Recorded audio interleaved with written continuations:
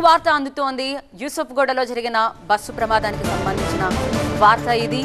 Intermediate first year చదువుతున్న Mehreen bus కింద పడి చనిపోయింది.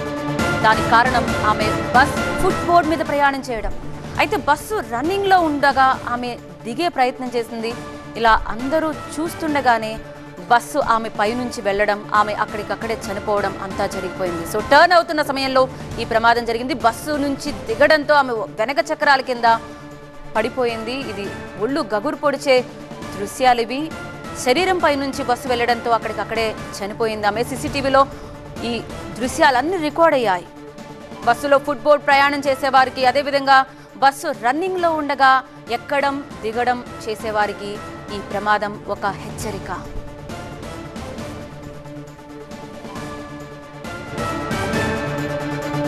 చూస్తుంటేనే చాలా దారుణమైన ఘటనగా అనిపిస్తోంది. బికాస్ దిగేటప్పుడు, అదేవిధంగా వెనక నుంచి ఈవెన్ చక్రాలు ఎవరు గుర్తించలేకపోయారు. ఆమె దిగడం కూడా అట్లీస్ట్ ఆపకుండా ఆగుతూ ఉండగానే ఆమె దిగిపోయింది. అంటే ఫ్రంట్ టైర్ల నుంచి వెళ్ళింది, ఆ తర్వాత బ్యాక్ టైర్లు కూడా ఎక్కేసాయి. కేవలం బ్యాక్ టైర్లు మాత్రమే కాదు, ఫ్రంట్ టైర్లు కూడా ఎక్కాయి. సో మనకి చాలా స్పష్టంగా కనిపిస్తోంది. ముఖ్యంగా ఎవరైతే హడావడిగా ఎక్కుతూ ఉంటారో దిగుతూ ఉంటారో వాళ్ళందరూ చాలా జాగ్రత్త పడాల్సిన అవసరం కనిపిస్తుంది. First of all, don't do that.